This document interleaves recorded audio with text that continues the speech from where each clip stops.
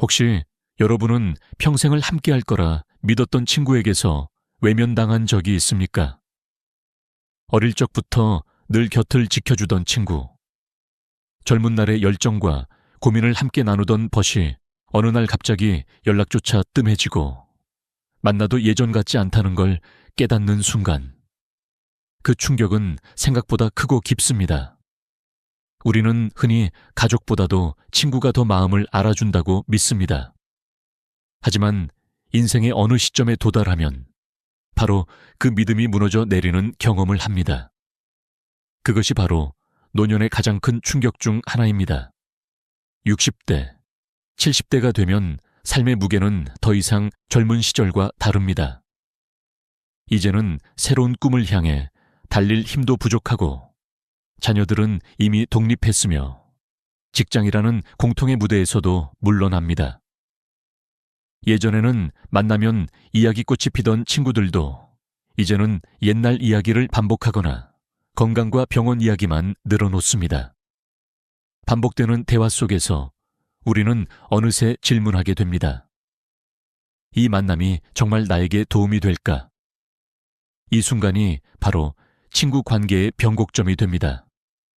놀라운 것은 이 현상이 특정 사람에게만 일어나는 것이 아니라는 사실입니다. 통계에 따르면 한국의 65세 이상 노인 중 절반 이상이 친구 관계가 예전 같지 않다는 고립감을 느낀다고 합니다. 실제로 대한노인정신의학회의 조사에서는 노년기의 우울증 주요 원인 중 하나로 친밀하던 친구 관계의 단절이 꼽히기도 했습니다. 이처럼 친구라는 존재가 기댈 언덕이 되기보다는 오히려 상실감과 허물을 안겨주기도 하는 것입니다. 여기서 중요한 질문이 생깁니다. 그렇다면 왜 인생 후반기에 들어서면 그토록 소중했던 친구 관계가 우리를 상처 입히고 때로는 불필요하게 느껴지는 걸까요? 우리는 평생 함께할 줄 알았던 그 인연이 왜 이렇게 쉽게 끊어지는지, 왜 그 자리가 갑자기 공허로 변하는지 설명할 수 있을까요? 제가 만난 한 70대 어르신은 이렇게 말씀하셨습니다. 40년 지기 친구와 매주 화투를 쳤는데 내가 암 진단을 받고 나니 그가 더 이상 연락을 하지 않더군. 처음엔 바쁜 줄 알았지만 시간이 지나니 두려워서 피한다는 걸 깨달았지. 그분의 눈빛에는 배신감보다는 허무함이 가득했습니다. 이처럼 나이가 들수록 친구 관계에서 느끼는 감정은 단순한 서운함을 넘어 인생 자체를 흔드는 큰 공백이 되기도 합니다. 이 이야기를 듣고 나면 우리 마음속에 묘한 두려움이 생깁니다. 혹시 나도 언젠가 저런 순간을 맞이하게 되지 않을까? 바로 이 두려움이 오늘 우리가 함께 나눌 이야기의 출발점입니다. 노년의 삶에서 친구라는 존재는 왜 때로는 축복이지만 또 때로는 독이 되는가? 우리는 이 문제를 외면할 수 없습니다.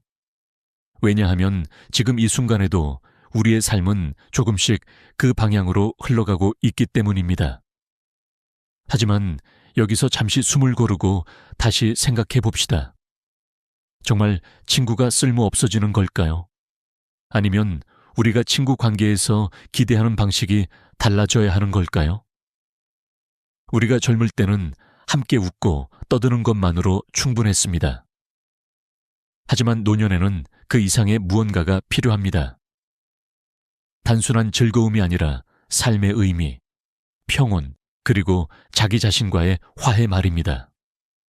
이 새로운 단계에 들어섰음을 인정하지 못하면 계속해서 과거의 그림자에 매달리며 스스로를 고통스럽게 만들 뿐입니다.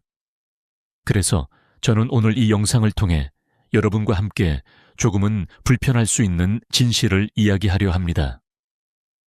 왜 늙어서는 친구가 필요 없는가라는 주제는 단순히 비관적인 결론을 말하기 위한 것이 아닙니다.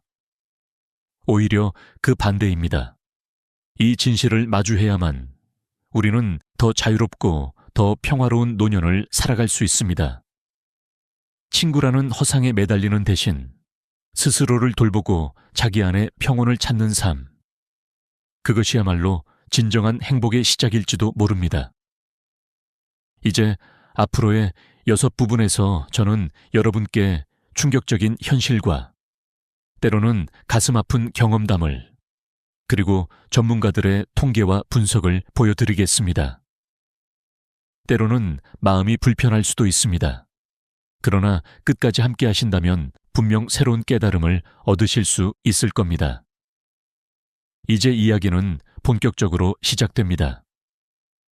여러분은 혹시 이런 생각을 해본 적 있습니까? 우유나 빵에는 유통기한이 있는데 인간관계에도 유효기간이 있다는 사실 말입니다. 처음 들으면 생소하게 들릴지 모릅니다. 하지만 가만히 떠올려 보십시오. 학창시절 밤새워 수다 떨던 단짝 친구와 지금도 매일 연락하십니까? 직장에서 매일 점심을 함께 먹던 동료와 지금도 자주 만나십니까? 아마 대부분은 자연스럽게 멀어졌을 것입니다. 이것이 바로 관계의 유효기간입니다. 젊었을 때는 누구나 친구가 필요합니다. 20대에는 꿈과 열정을 공유할 동지가 있었고 30대에는 육아와 직장 스트레스를 함께 털어놓을 친구가 필요했습니다. 40대에는 중년의 위기를 이해해주는 친구가 있었고 50대에는 부모님의 병간호와 자녀의 독립 이야기를 함께 나눌 친구가 소중했습니다. 하지만 60대가 넘어가면 어떨까요? 더 이상 공유할 주제가 없습니다. 이제는 자녀들도 제 갈 길을 가고 직장도 떠났으며 남은 건 건강 이야기와 과거의 추억뿐입니다. 제가 상담했던 한 할아버지가 이런 말을 했습니다. 친구들이랑 만나면 30년 전 이야기만 반복해. 새로운 화제거리가 없으니 늘 과거만 곱씹어. 같은 얘기를 10번도 넘게 들었지. 이 말이 바로 관계의 유효기간이 끝났음을 보여줍니다. 더 이상 서로에게 새로운 자극을 주지 못하고 오히려 의무적으로 만남을 이어가며 지쳐가는 것이죠. 한국보건사회연구원의 조사에 따르면 65세 이상 노인의 46%가 친구 모임에 나가도 즐겁지 않다고 답했습니다. 이유를 묻자 이야기가 늘 같아서 지겹다. 만나면 오히려 우울하다는 응답이 많았습니다. 사실 노년기에 친구를 만나는 일이 더 이상 즐거움이 되지 않고 의무로 느껴지는 순간 그 관계는 이미 유효기간을 지난 것입니다. 더 큰 문제는 그런 만남에서 우리는 서로의 쇠약해지는 모습을 목격한다는 점입니다. 오랜만에 만난 친구가 지팡이를 짚고 나타나면 그 순간 우리는 자신의 미래를 본 것처럼 우울해집니다. 치매 초기 증상을 보이는 친구를 보며 불안해하기도 합니다. 즉, 친구를 통해 위로를 얻는 대신 더 큰 두려움을 느끼게 되는 것이죠. 그럼에도 불구하고 우리는 이런 사실을 인정하기 어렵습니다. 40년 지기니까, 평생 친구니까 라는 말로 스스로를 속이며 억지로 만남을 이어갑니다. 하지만 그 관계는 이미 습관일 뿐 의미가 사라진 만남에 불과합니다. 좋은 기억은 마음속에 남겨두면 됩니다. 그러나 유효기간이 지난 관계를 억지로 유지하는 것은 상한 우유를 억지로 마시는 것과 같습니다. 결국 탈이 나고 마음만 상하게 될 뿐입니다. 이제는 용기 있게 정리해야 합니다. 인간관계도 계절이 있고 끝맺음이 있습니다. 그 시기를 인정하고 놓아주는 것이 지혜입니다. 그러면 오히려 새로운 삶의 가능성이 열립니다. 늦은 나이에 새로운 취미를 배우고 새로운 사람들을 만나며 무엇보다 자기 자신과 더 깊이 만나는 시간을 가질 수 있습니다. 그런데 많은 이들이 과거의 낡은 관계에 매달리느라 이런 기회를 놓쳐버립니다. 실제로 일본의 한 연구에 따르면 70대 이상 노인 중 새로운 친구를 사귀고 싶다는 응답자는 절반이 넘었습니다. 그러나 현실에서는 과거의 관계를 붙잡느라 새로운 인연을 만들지 못한다고 합니다. 우리도 다르지 않습니다. 낡은 관계를 내려놓는 순간 삶은 의외로 훨씬 가벼워지고 자유로워집니다. 그러니 이제는 질문을 바꿔야 합니다. 내 곁에 있는 친구가 진짜 필요한 사람인가? 아니라면 과감히 놓아주는 것도 지혜입니다. 우정이란 영원히 붙잡는 것이 아니라 필요한 순간에 서로에게 빛이 되었던 기억만으로도 충분합니다. 그 빛은 영원히 남아 우리를 따뜻하게 해줄 테니까요. 병은 누구에게나 찾아옵니다. 하지만 그 순간 친구들이 어떤 반응을 보이는지는 예상과 전혀 다릅니다. 우리는 평생을 함께하자, 어려울 때 곁에 있자고 다짐했지만 정작 큰 병을 앓게 되면 친구들은 하나둘씩 사라집니다. 이것이 노년에 접어든 우리가 직면하게 되는 가장 큰 진실 중 하나입니다. 실제로 한국노인복지학회의 조사에 따르면 70대 이상 어르신 중 58%가 투병 중에 친구들과의 관계가 끊어졌다고 답했습니다. 이유를 묻자 병원에 오기를 부담스러워한다. 내 모습을 보는 걸 두려워한다. 아예 연락을 피한다. 는 응답이 많았습니다. 즉, 아플 때야말로 친구의 진짜 모습을 확인하게 되는 것입니다. 제가 만난 한박씨 어르신은 40년 지기 친구 5명과 매주 모여 화투를 치셨습니다. 서로를 가족처럼 여겼고 죽을 때까지 함께하자는 약속까지 했습니다. 그러나 박 어르신이 췌장암 진단을 받자 상황은 돌변했습니다. 처음 한두 번은 병문안을 왔지만 항암 치료로 머리가 빠지고 몸이 야위자 친구들은 더 이상 나타나지 않았습니다. 심지어 전화를 걸면 몸이 안 좋아서 못 가겠다. 가족 일로 바쁘다는 핑계를 대며 멀어졌습니다. 그 순간 박 어르신은 40년 우정이 종이처럼 얇다는 걸 깨달았습니다. 왜 이런 일이 벌어질까요? 인간은 본능적으로 죽음을 두려워합니다. 친구의 아픈 모습을 보면 곧 자신도 그렇게 될 거라는 불안을 느낍니다. 그래서 무의식적으로 거리를 두게 되는 것입니다. 또 어떤 경우에는 치매 같은 병이 낙인이 되어버립니다. 제가 만난 한 할머니는 치매 초기 진단을 받았을 때 평생을 함께 수다 떨던 친구들이 하루아침에 연락을 끊었다고 합니다. 혹시 옮을까 무섭다는 말까지 들으셨다고 합니다. 병이 사람을 고립시키는 가장 큰 이유는 바로 이런 두려움입니다. 더 충격적인 장면은 장례식에서도 드러납니다.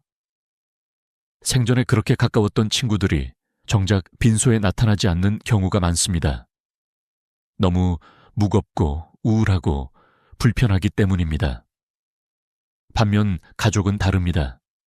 아무리 힘들어도 끝까지 곁에 있습니다. 친구는 선택할 수 있지만 가족은 포기할 수 없는 존재이기 때문입니다. 서울대학교 병원의 한 연구 결과에 따르면 암 투병 환자 중 가족이 끝까지 돌봐주는 비율은 92%에 달하지만 친구가 꾸준히 돌봐준 비율은 19%에 불과했습니다. 이 수치만 봐도 인생의 마지막 단계에서 의지할 수 있는 존재가 누구인지는 분명합니다. 그렇다고 해서 모든 친구가 떠나는 건 아닙니다. 드물지만 끝까지 곁을 지켜주는 친구도 있습니다. 하지만 그 수는 극히 적습니다. 우리가 수십 년간 맺어온 수많은 관계 중 단 한두 명이 남을까 말까 합니다. 그래서 노년에는 많은 친구보다 한 명의 진짜 친구가 더 귀합니다. 하지만 아이러니하게도 그 한 명마저도 없을 가능성이 크다는 사실을 인정해야 합니다. 이 진실을 받아들이는 일은 쉽지 않습니다. 그러나 인정하지 않으면 더 큰 상처를 받습니다. 아플 때 친구가 떠날 수도 있다. 결국 끝까지 남는 건 가족과 자기 자신뿐이다. 이 사실을 미리 받아들이는 순간 우리는 관계에서 오는 불필요한 기대와 실망으로부터 자유로워질 수 있습니다. 여러분은 혹시 지금도 믿고 계신가요? 친구는 죽을 때까지 함께할 것이다 라는 말. 하지만 수많은 사례와 통계는 그 믿음이 환상일 수 있음을 보여줍니다. 병과 죽음 앞에서 친구는 도망가지만 가족은 남습니다. 그러므로 노년의 삶을 준비하는 데 있어 가장 중요한 태도는 친구에게 모든 걸 기대하지 않고 자기 자신과 가족을 돌보는데 초점을 맞추는 것입니다. 이 불편한 진실은 우리에게 새로운 질문을 던집니다. 그렇다면 노년의 친구 관계는 과연 어떤 의미를 가져야 하는가? 앞으로 우리는 그 답을 찾아야 합니다. 나이가 들수록 우리는 도움을 주고받는 일이 많아집니다. 무릎이 아파서 거동이 불편할 때, 병원에 함께 가줄 사람이 필요할 때, 손이 닿지 않는 일을 대신해 줄 사람이 필요할 때, 우리는 자연스럽게 친구를 떠올립니다. 하지만 이때 생겨나는 미묘한 감정, 바로 부담감은 생각보다 훨씬 큽니다. 젊었을 때는 친구가 도와주면 고맙다 한마디로 충분했습니다. 하지만 60대 이후에는 상황이 다릅니다. 고마움 뒤에 따라붙는 건 내가 언제 이 은혜를 갚을 수 있을까라는 무거운 마음입니다. 제가 만난 김순자 할머니의 이야기를 들어보겠습니다. 김 할머니는 무릎 수술을 하고 한 달간 혼자 거동하기 어려웠습니다. 30년 지기 친구가 매일 반찬을 해다 주고 청소도 도와주었습니다. 처음에는 눈물이 날 만큼 고마웠지만 시간이 지날수록 마음이 불편해졌습니다. 친구가 올 때마다 정말 고마워 라는 말을 반복해야 했고 반드시 무엇인가로 보답해야 한다는 압박감을 느꼈습니다. 회복된 뒤에도 그 친구를 보면 은근히 빚진 기분이 들어 마음이 무거웠다고 합니다. 더 심각한 문제는 도움을 준 친구가 기대를 하기 시작했다는 겁니다. 내가 그때 너 많이 도와줬잖아 라는 말을 자주 꺼내며 자신에게 어려움이 생기면 당연히 김 할머니가 도와줄 거라고 생각한 것이죠. 즉, 도움은 감사가 아니라 빚이 되어버렸습니다. 다른 사례도 있습니다. 한 할아버지는 병원에 갈 때 친구에게 차편을 부탁했습니다. 친구가 흔쾌히 태워다 주었지만 그 이후 만날 때마다 내가 그때 태워줬잖아 라는 말을 들어야 했습니다. 작은 도움 하나가 평생의 빚이 되어버린 겁니다. 서울시 복지재단의 조사에 따르면 95세 이상 노인 중 절반 가까이가 친구의 도움을 받는 것이 오히려 부담스럽다고 답했습니다. 이유는 세 가지였습니다. 첫째, 신세를 진다는 자존심의 상처. 둘째, 도움을 받으면 반드시 보답해야 한다는 압박감. 셋째, 도움을 준 친구가 은근히 대가를 기대한다는 불편함. 나이가 들면 자존심은 더 민감해집니다. 젊었을 때는 나중에 갚으면 되지 라고 생각했지만 이제는 갚을 기회조차 줄어듭니다.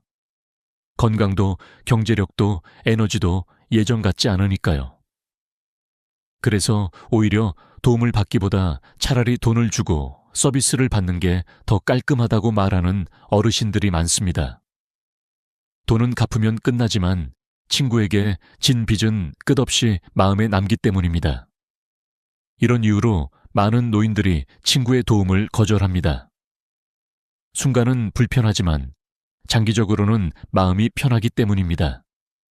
반면 친구들은 왜 나를 믿지 않느냐, 왜 도움을 거부하느냐 라며 서운해합니다. 이렇게 오해와 감정의 골이 깊어지면서 오히려 관계가 멀어지기도 합니다. 여기서 중요한 교훈이 있습니다.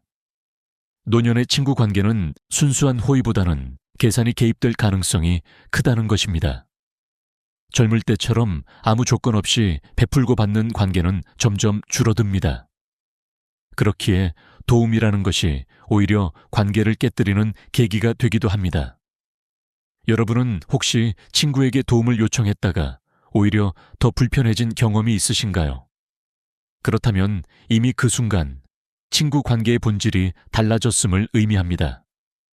이제는 의지할 수 있는 대상이 아니라 서로에게 부담이 되는 존재가 되어버린 것이죠.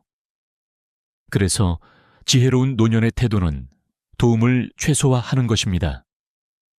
가능한 한 스스로 해결하고 꼭 필요하다면 가족이나 공식적인 서비스에 의존하는 것이 더 낫습니다. 친구와의 관계는 즐거움과 정서적 교류에만 집중하는 것이 가장 건강합니다. 도움을 받기 시작하면 그 관계는 어느새 무게를 견디지 못하고 무너질 수 있기 때문입니다. 이 진실을 인정하면 오히려 마음이 한결 가벼워집니다. 친구에게 신세지지 않아야 한다. 는 생각은 차가운 것이 아니라 오히려 서로의 관계를 지켜주는 따뜻한 선택일지도 모릅니다. 여러분, 수십 년을 함께한 친구가 단 하루 만에 원수가 되어버린 순간을 본 적이 있습니까? 믿기 힘들겠지만 노년에 가장 자주 깨지는 관계의 이유는 바로 돈입니다. 젊을 때는 우리 사이에 돈이 뭐 대수냐라고 쉽게 말했습니다. 그러나 나이가 들고 수입이 줄어들면서 그리고 미래가 불안해지면서 돈은 우정의 가장 날카로운 칼날이 됩니다. 제가 목격한 장면이 있습니다. 70대 두 어르신이 은행 앞에서 고성을 지르며 다투고 있었습니다. 알고 보니 50년 지기 친구들이었습니다. 문제는 돈이었습니다. 내가 먼저 얘기했잖아. 언제 안 갚는다고 했냐. 서로 얼굴이 벌겋게 달아오른 채 싸우는 모습은 너무나 처참했습니다. 반세기 넘는 인연이 몇만 원, 몇십만 원 때문에 무너져 내린 것입니다. 왜 이런 일이 일어날까요? 노년에는 경제적 불안이 커집니다. 은퇴 후 고정 수입은 줄어들고 의료비나 생활비 부담은 늘어납니다. 그러니 돈에 대한 집착은 당연히 커질 수밖에 없습니다. 친구와 식당에 가도 나는 7,000원짜리를 먹었는데 왜 반반 내야 하냐며 1,000원 차이를 따지기 시작합니다. 50년 우정이 불과 1,000원 때문에 금이 가는 순간을 우리는 수없이 목격합니다. 여행을 갈 때도 마찬가지입니다. 기름값, 톨게이트 비용, 주차비를 꼼꼼히 계산합니다. 내가 운전했으니까 기름값은 빼자는 말까지 나옵니다. 함께 즐겁게 다녀온 여행이 돈 문제로 끝나버립니다. 어떤 할머니는 친구와 시장에 갔다가 관계가 틀어졌습니다. 친구가 내 것도 같이 사달라고 했는데 나중에 돈을 주지 않았던 겁니다. 겨우 3만 원 때문에 30년 인연이 끝나버린 것입니다. 더 큰 문제는 개 모임입니다. 믿음을 전제로 시작하지만 큰돈이 걸리면 상황은 달라집니다. 개주가 돈을 가지고 도망가거나 약속을 어기는 경우가 비일비재합니다. 평생 믿었던 친구가 몇천만 원 때문에 연락을 끊고 사라지는 일은 뉴스에서 흔히 볼 수 있습니다. 우리 사이에 계약서가 뭐 필요해 라며 사업을 함께 시작했다가 수익이 나자 내가 더 많이 일했다. 내가 더 많이 투자했다며 다투는 경우도 많습니다. 결국 법정에서 원수처럼 만나는 일도 벌어집니다. 게다가 자녀들의 경제력 차이가 관계에 더 큰 균열을 만듭니다. 자녀가 잘 사는 친구는 고급 식당에서 만나자고 하고 그렇지 못한 친구는 부담스러워합니다. 자연스럽게 만남이 줄어들고 거리는 멀어집니다. 이런 미묘한 차이가 쌓이면 결국 관계는 끊어지고 맙니다. 특히 돈을 빌려주는 문제는 치명적입니다. 친구가 급하다고 빌려달라면 거절하기도 어렵고 빌려주기도 두렵습니다. 빌려주면 돌려받지 못할 확률이 높고 돌려받더라도 관계는 어색해집니다. 네가 나를 믿지 않냐는 말과 돈을 왜 아직도 안 갚냐는 말 사이에서 우정은 산산조각 납니다. 한국소비자원의 조사에 따르면 60대 이상 노인의 70%가 친구와 돈 문제로 불편했던 경험이 있다고 답했습니다. 그중 절반은 그 일로 관계가 완전히 끊어졌다고 밝혔습니다. 돈은 단순한 교환의 수단이 아니라 관계의 본질을 흔드는 시험대였던 것입니다. 여기서 우리가 배워야 할 교훈은 분명합니다. 노년의 친구 관계에서 돈 이야기는 최대한 피해야 한다는 것입니다. 작은 돈이라도 함께 계산하지 말고 각자 내는 것이 가장 현명합니다. 빌려주지도 빌리지도 않는 것이 안전합니다. 왜냐하면 나이가 들수록 돈은 단순한 생활의 문제를 넘어 자존심과 생존의 문제로 연결되기 때문입니다. 친구란 기쁨을 나누고 마음을 나누는 존재이지 돈을 나누는 존재가 아닙니다. 그러나 현실에서 그 경계를 흐리면 돈은 가장 무서운 칼날이 되어 평생의 우정을 단숨에 잘라버립니다. 이 사실을 인정하고 지혜롭게 선을 긋는 것, 그것이 노년의 인간관계를 지키는 유일한 방법일지도 모릅니다.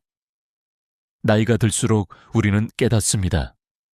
결국 마지막까지 남는 건 친구가 아니라 자기 자신이라는 사실입니다.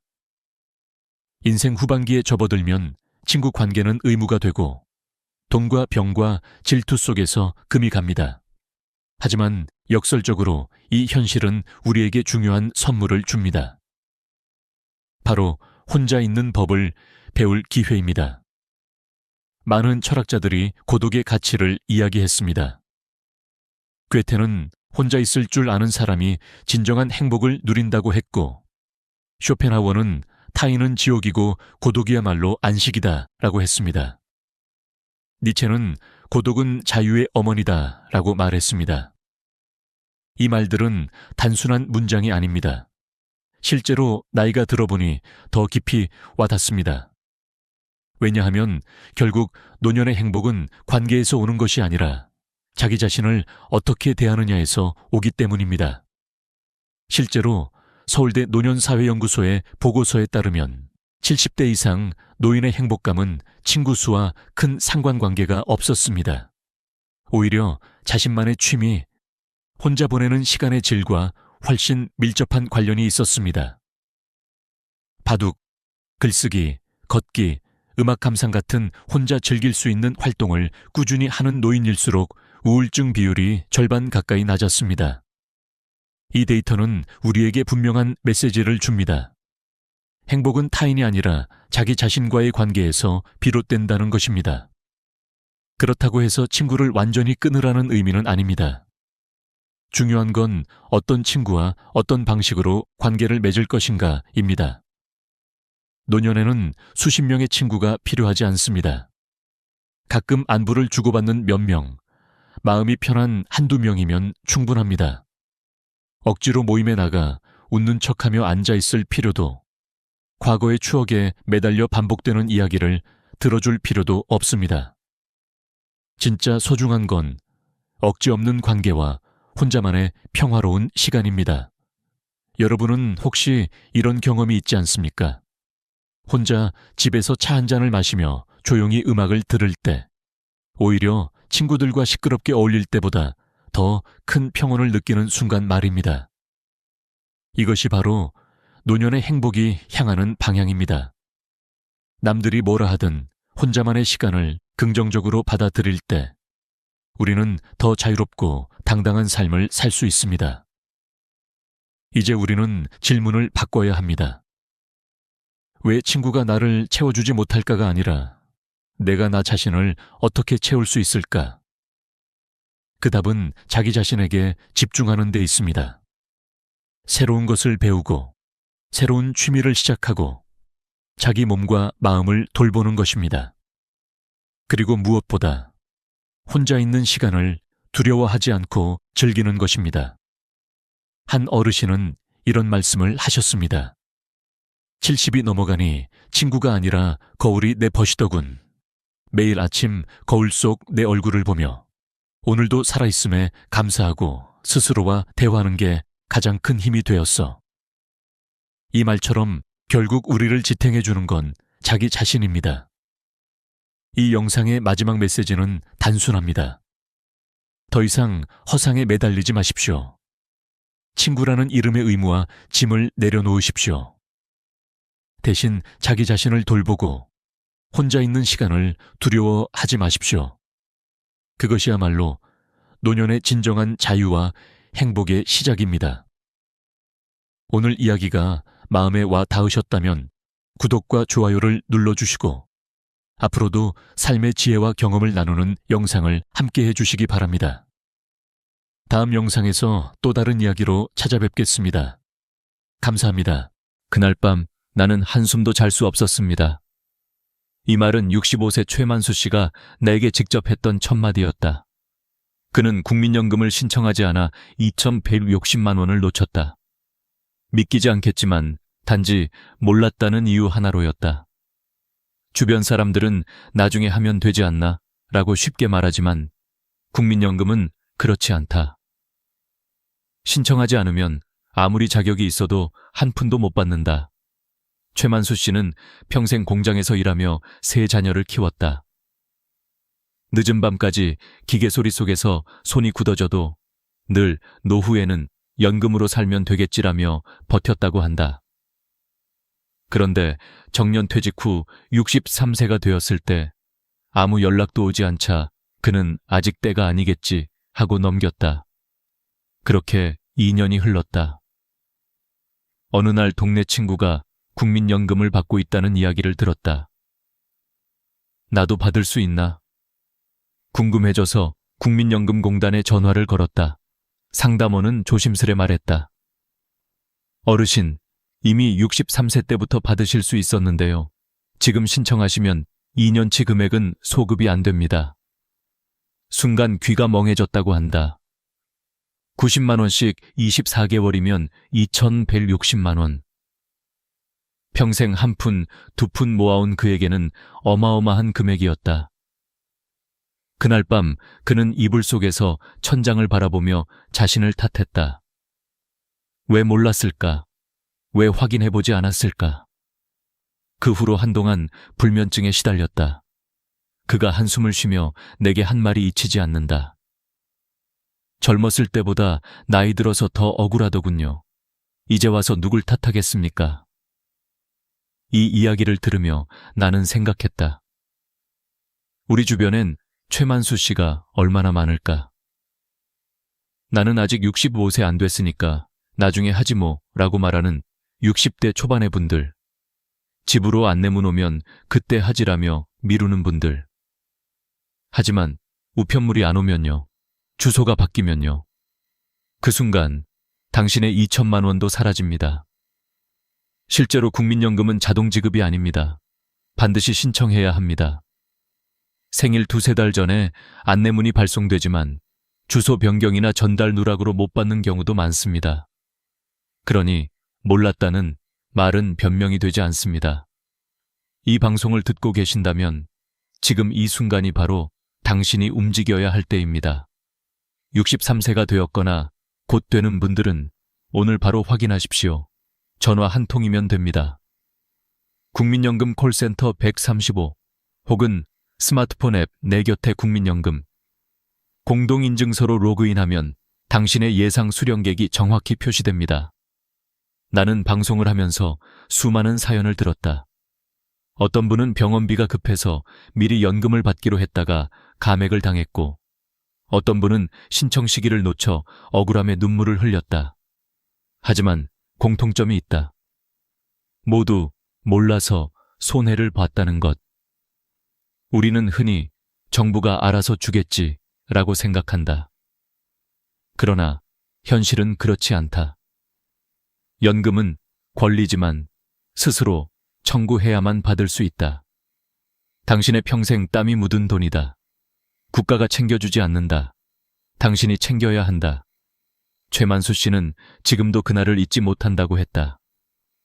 매달 25일 친구들이 연금이 입금되었다며 안도하는 모습을 볼 때마다 마음 한켠이 쓰리다고 했다. 그러나 그는 마지막에 이렇게 말했다.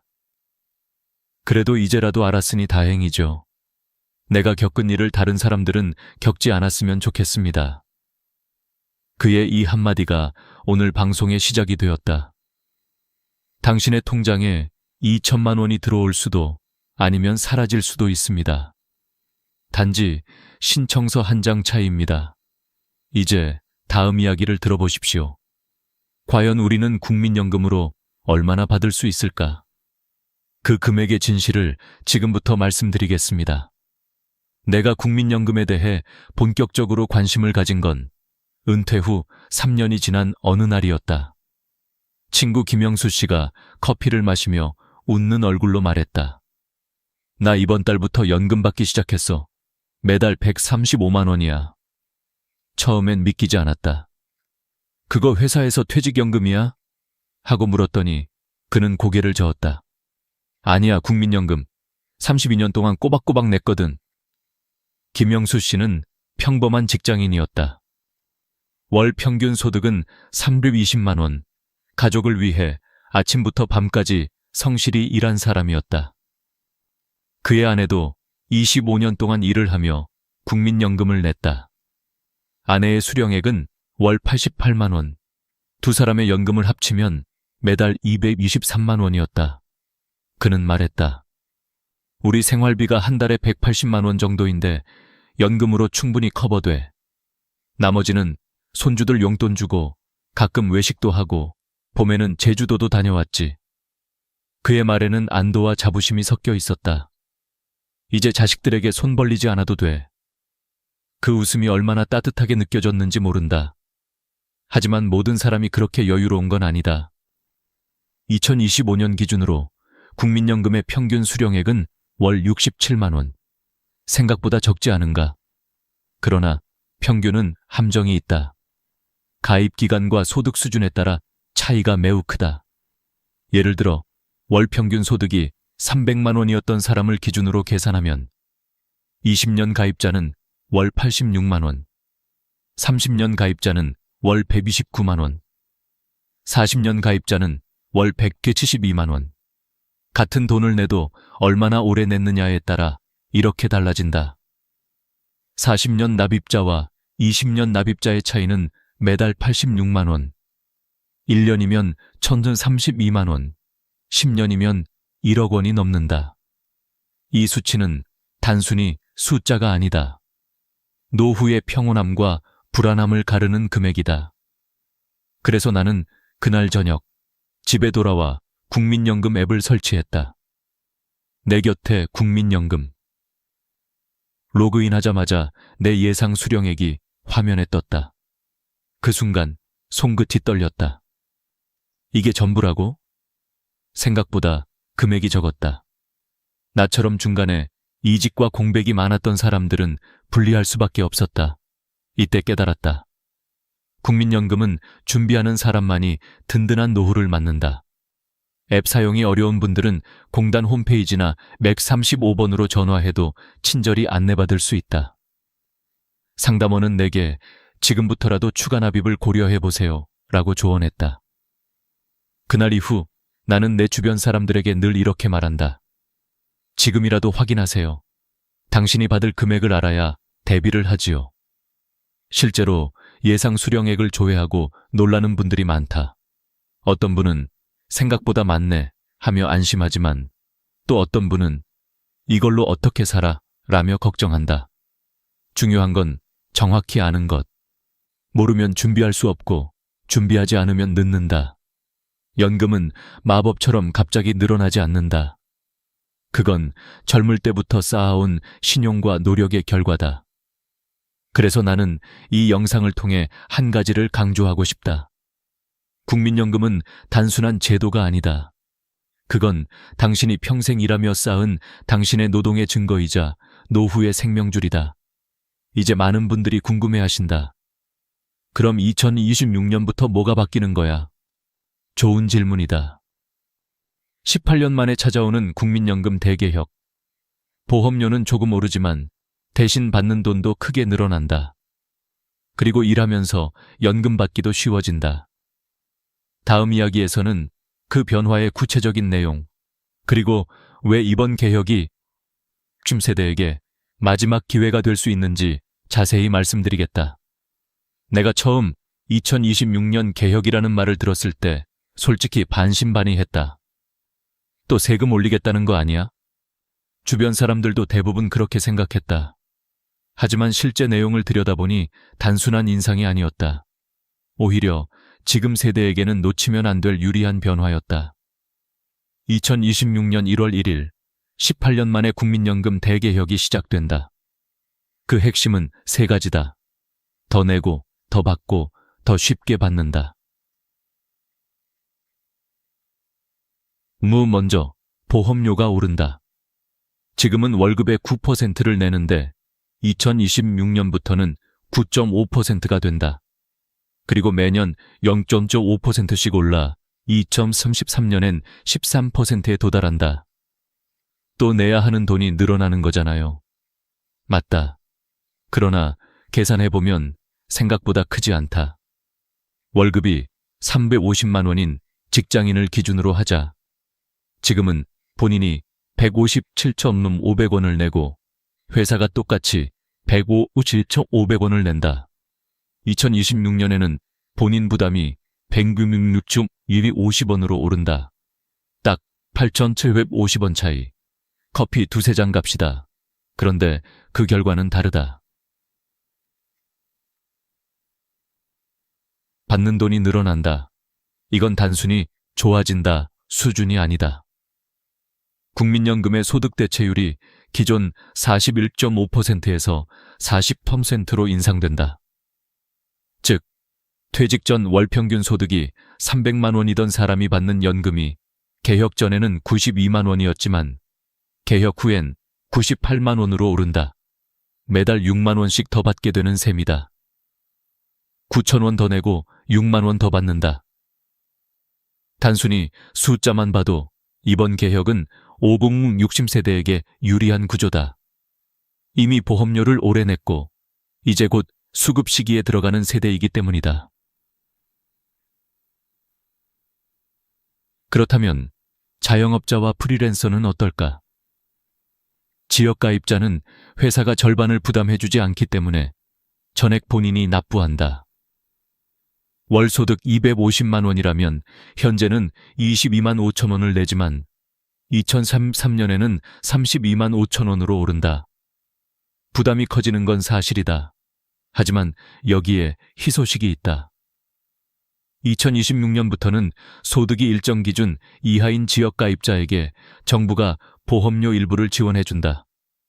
예를 들어 월 소득이 200만 원 이하라면 일정 금액을 정부가 대신 내주는 것이다. 소득이 적다고 포기하지 마세요. 이건 노후 불평등을 완화하기 위한 첫걸음이다. 두 번째로 연금액 인상 시점이 바뀐다. 지금까지는 7월에 몰아서 인상했지만 2026년부터는 매년 1월부터 물가 상승률을 반영해 바로 올려준다.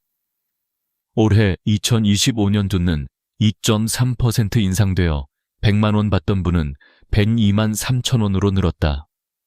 이제는 7월을 기다릴 필요 없이 1월부터 매달 조금씩 인상된 금액을 받게 된다. 그리고 가장 중요한 변화는 출생 연도별 수급 나이 조정. 많은 분들이 헷갈리는 부분이다. 태어난 해에 따라 연금을 받는 나이가 다르다.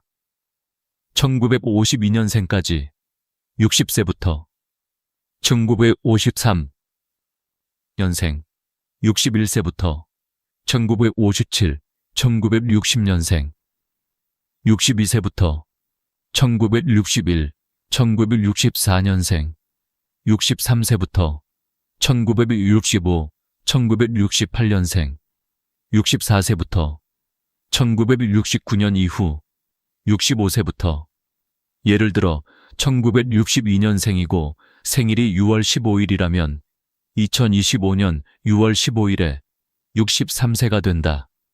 그럼 언제부터 연금이 들어오냐고? 바로 다음 달 25일부터다. 이 날짜를 모르면 수백만 원을 놓칠 수 있다.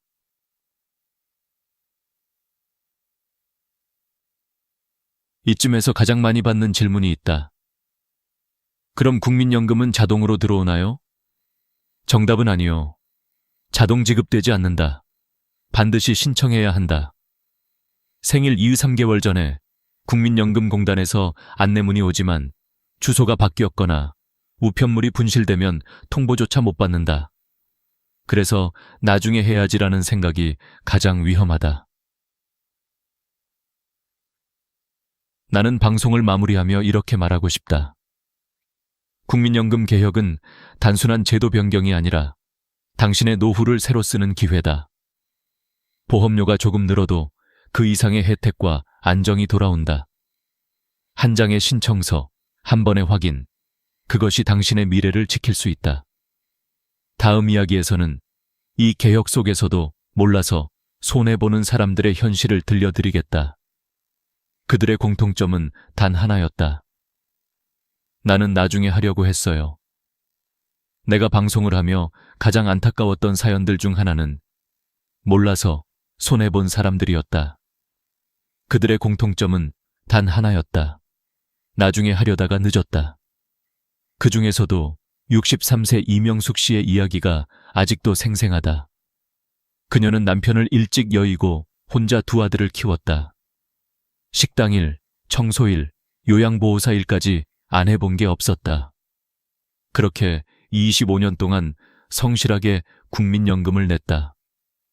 그런데 정작 받을 나이가 되었을 때 그녀는 아무 연락도 받지 못했다. 아직 내 순서가 아닌가 보다 하고 넘겼다. 그러다 친구가 너 왜 아직 안 받아? 나 63세부터 받고 있어 라며 알려줬다. 그제야 공단에 전화를 걸었다. 결과는 충격적이었다. 이미 1년 반이 지났습니다. 그동안의 금액은 소급이 어렵습니다. 그녀는 한동안 말을 잇지 못했다. 매달 70만 원씩 18개월이면 1,260만 원. 그 돈이면 한 해 생활비의 절반이 넘는 금액이었다. 그녀는 울먹이며 이렇게 말했다. 그냥 안내문이 오면 알려줄 줄 알았어요. 내가 일하느라 바빠서 확인을 못했지요. 정말 억울해요. 이명숙 씨만의 이야기가 아니다. 전국의 국민연금 수급자 중 약 7%가 이런 식으로 신청 지연으로 손해를 본 적이 있다고 한다. 안내문이 늦게 왔어요. 주소가 바뀌어서 우편을 못 받았어요. 그냥 자동으로 들어올 줄 알았어요. 이 세 가지가 가장 흔한 이유다. 하지만 제도는 냉정하다. 국민연금은 신청주의 제도다. 신청하지 않으면 받을 자격이 있어도 지급되지 않는다. 심지어 일정 기간이 지나면 소급도 불가능하다. 최만수 씨가 2년 늦게 신청해 2,160만 원을 놓쳤던 것도 그 때문이다. 그뿐만이 아니다. 많은 분들이 잘 모르는 또 하나의 함정이 있다. 바로 조기 수령과 연기 수령. 이건 선택의 문제지만 잘못 선택하면 손해가 크다. 조기 수령은 최대 5년 일찍 받을 수 있지만 1년당 6%씩 감액된다. 예를 들어 원래 120만 원을 받을 분이 5년 일찍 받으면 30%가 깎여서 84만 원만 받게 된다. 물론 당장 생활비가 급하거나 건강이 좋지 않다면 조기 수령이 현명할 수도 있다. 하지만 많은 분들이 아무 계산 없이 빨리 받는 게 좋지라며 선택한다. 문제는 오래 살면 살수록 손해가 커진다는 것이다. 반대로 연기 수령을 하면 1년마다 7.2%씩 증가한다. 5년 늦게 받으면 무려 36%가 더 붙는다. 즉, 원래 90만 원을 받을 사람이 122만 원을 받게 되는 셈이다. 건강하고 여유가 있다면 이 선택이 훨씬 유리하다. 나도 방송에서 이런 사례를 소개할 때마다 늘 강조한다. 연금은 성급하게 결정할 일이 아닙니다. 당신의 건강 상태, 배우자, 연금 유무, 재정 상황을 종합적으로 따져봐야 한다. 한번 선택하면 다시 되돌릴 수 없기 때문이다. 그리고 또 하나, 정말 많은 분들이 오해하는 부분이 있다. 나는 아직 65세가 안 됐으니까 기다려야지. 그건 잘못된 생각이다. 연금 수령 나이는 출생 연도에 따라 다르다. 1961년생부터는 63세, 1965년생은 64세, 1969년생 이후는 65세부터다. 즉, 당신이 63세인데 신청을 안 했다면 이미 받을 수 있는 시기를 놓친 것이다. 생일이 지나면 다음 달 25일부터 지급된다. 예를 들어 생일이 6월이면 7월 25일이 첫 입금일이다. 이 단순한 사실을 몰라 수천만 원을 놓친 사람이 너무 많다.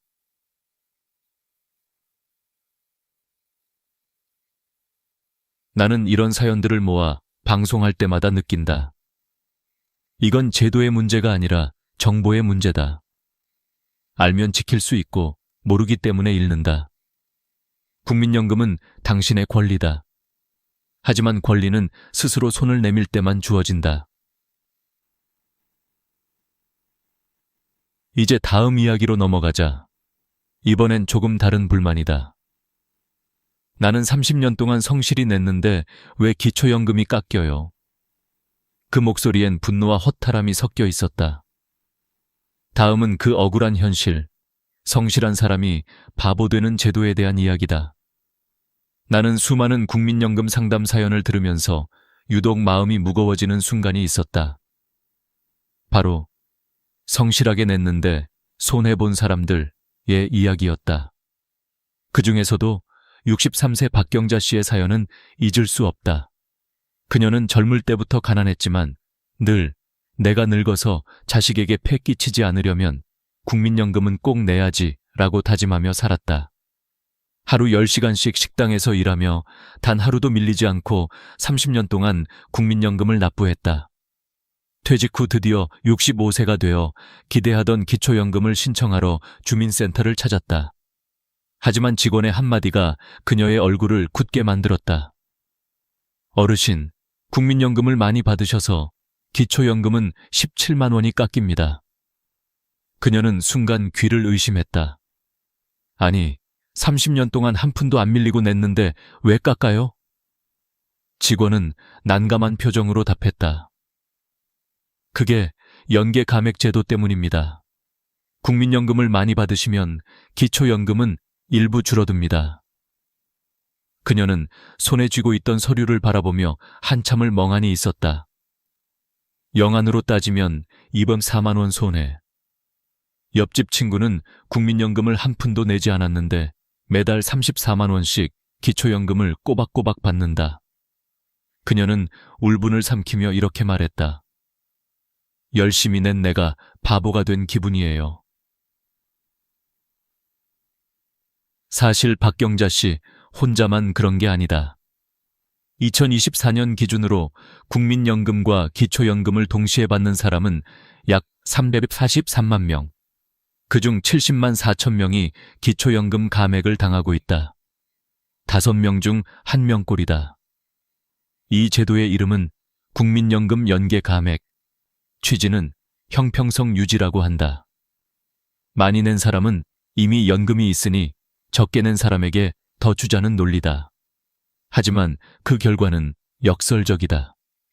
성실하게 낸 사람이 손해보는 구조, 열심히 일하고 꼬박꼬박 납부한 사람이 억울함을 느끼게 되는 것이다. 다행히도 이 문제는 2026년 이후 점차 개선될 예정이다. 정부는 부부 감액 제도를 단계적으로 축소하기로 했다. 지금은 부부가 둘 다 기초연금을 받으면 각각 20%씩 깎이지만 2027년부터는 소득 하위 40%에게는 15%만 감액한다. 2030년에는 10%로 줄어든다. 그리고 기초연금 자체도 인상된다. 2026년부터는 저소득 노인에게 월 40만 원까지 지급되며 2027년에는 전 대상자에게 동일하게 확대될 예정이다. 이건 단순히 돈의 문제가 아니다. 노후의 존엄, 평생의 노력에 대한 최소한의 보상이다.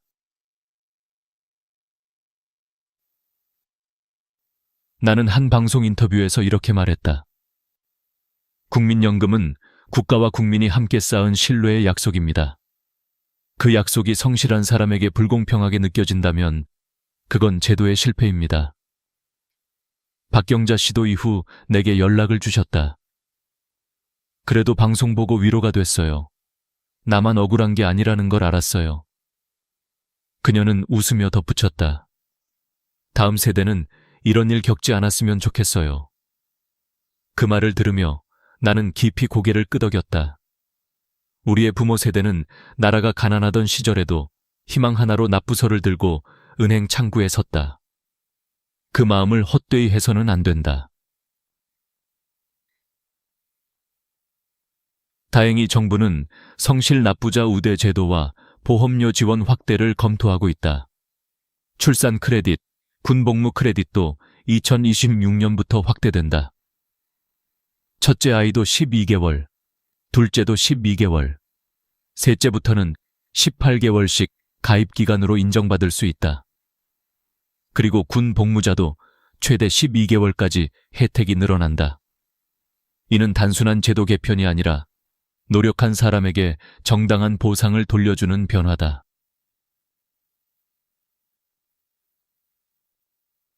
나는 방송 마지막 부분에서 늘 이렇게 말한다. 당신이 낸 돈은 사라지지 않습니다. 그건 당신의 시간과 땀, 그리고 인생의 증거입니다. 그러니 부끄러워하지 말고 당당하게 받으세요. 이제 다음으로 넘어가 보자. 그렇다면 우리가 노후를 완전히 준비하기 위해 지금 당장 해야 할 일은 무엇일까? 이제 마지막 이야기다. 잊지 말아야 할 10가지 체크리스트. 이제 마지막으로 내가 당신께 꼭 드리고 싶은 말이 있다. 국민연금은 단순히 돈의 문제가 아니다.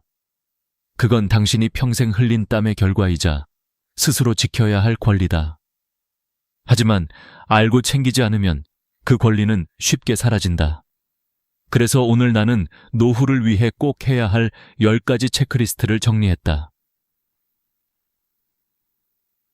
첫째, 내 예상 수령액 지금 당장 확인하라. 내 곁에 국민연금 앱을 설치하거나 135번으로 전화하면 당신이 받을 금액이 정확히 나온다. 생각보다 많네. 혹은 이게 다야? 라고 느껴도 괜찮다. 중요한 건 지금부터 준비할 수 있다는 것. 둘째, 출생연도별 수령 시작 나이를 정확히 기억하라. 1967-64년생은 63세, 1969-68년생은 64세, 1969년 이후는 65세부터다. 달력에 표시해두고 생일이 지나면 그 다음 달 25일부터 연금이 들어온다. 셋째, 생일 몇 개월 전 안내 우편을 꼭 확인하라. 국민연금공단은 생일 2세 3개월 전에 안내문을 보낸다. 주소가 바뀌었거나 우편이 늦으면 놓칠 수 있다. 그래서 미리 확인하는 습관이 필요하다. 단 하루라도 늦으면 수백만 원이 사라질 수 있다. 넷째, 출산 크레딧과 군복무 크레딧을 반드시 체크하라. 2026년부터 첫째 자녀부터 인정된다. 첫째와 둘째는 12개월씩, 셋째부터는 18개월씩 추가된다. 군복무자는 최대 12개월까지 가입 기간이 늘어난다. 이건 내가 낸 돈이 늘어나는 것과 같은 효과다. 다섯째, 조기 수령과 연기 수령을 신중히 선택하라. 급할수록 천천히 생각해야 한다. 지금 6% 깎이는 조기 수령을 선택하면 10년 뒤엔 그 차이가 수천만 원이 된다. 건강하고 여유가 있다면 연기 수령이 훨씬 현명하다. 여섯째, 기초연금 신청을 잊지 마라. 65세가 되면 누구나 신청 자격이 있다.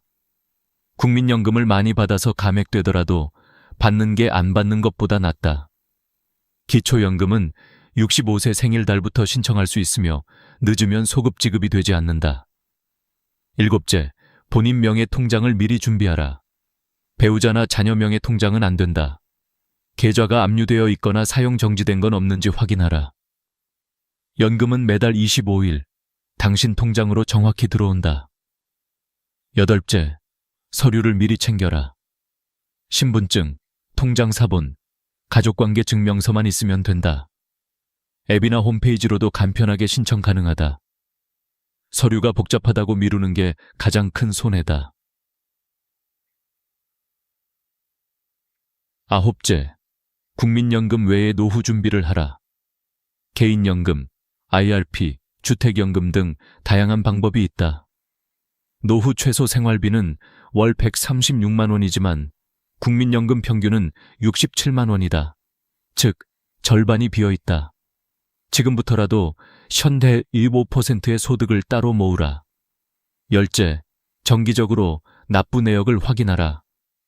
가끔 납입 기록이 누락되는 경우가 있다. 공단 직원이 대신 챙겨주지 않는다. 당신 스스로 확인해야 한다. 이건 당신의 권리이자 책임이다.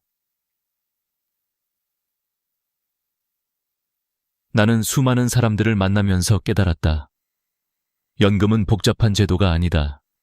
모르면 손해, 알면 평생의 힘이 된다. 65세의 최만수 씨가 2060만 원을 놓친 것도, 63세의 이명숙 씨가 60만 원을 잃은 것도 몰랐기 때문이었다. 그러니 제발 생일 2-3달 전에는 반드시 우편함을 확인하고 지금 당장 앱을 설치하고 당신의 이름으로 신청서를 쓰라.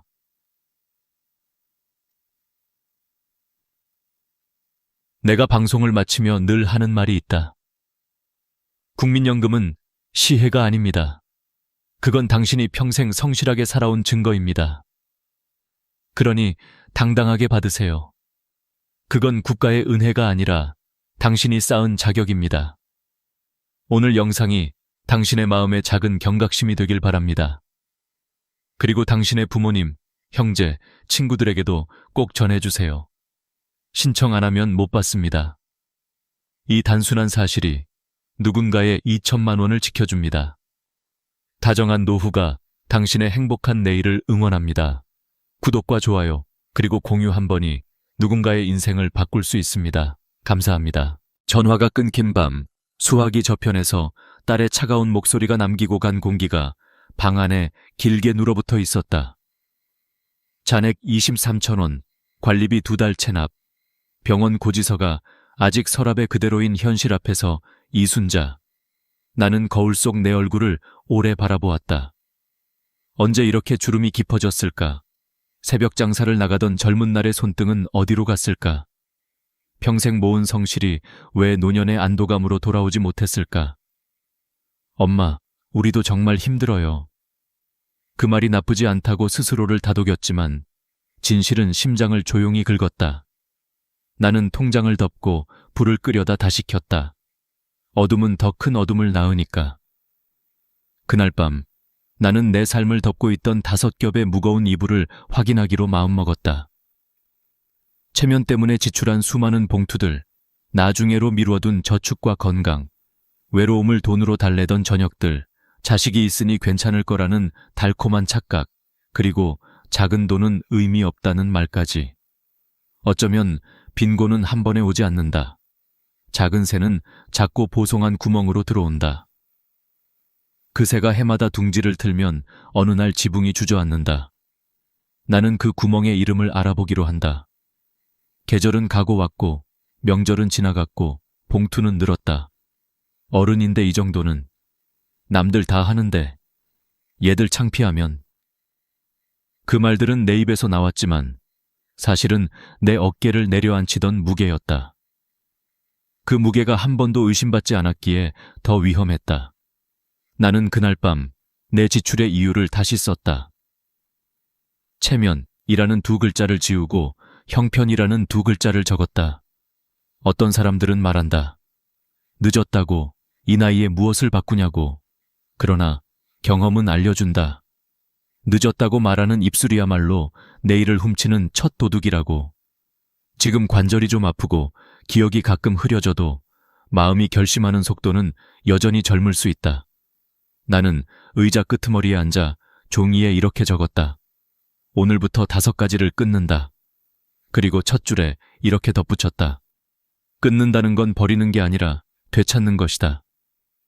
되찾아야 할 것은 자존심이 아니라 자존감, 체면이 아니라 평안, 남의 눈이 아니라 나의 숨이었다.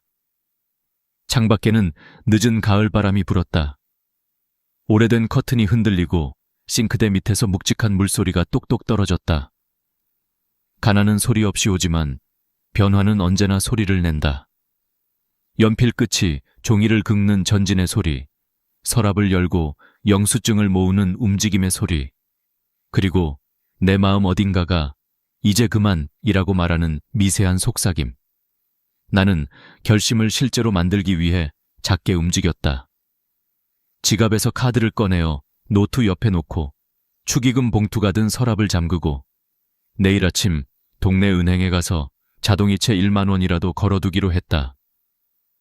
적금은 금액보다 방향이 중요하다는 걸 늦게 배운 내가 먼저 증명해야 했다. 그 방향이 내일의 나를 향해 있다면 금액은 언젠가 따라온다. 외로움이 몰려올 때마다 친구에게 전화를 걸던 손가락은 잠시 멈췄다. 오늘은 대신 운동화를 꺼내 문 앞에 놨다.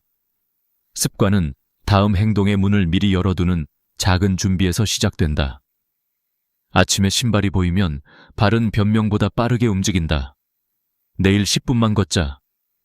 10분이 20분이 되고 20분이 한 달이 되면 병원비가 조금은 늦게 온다.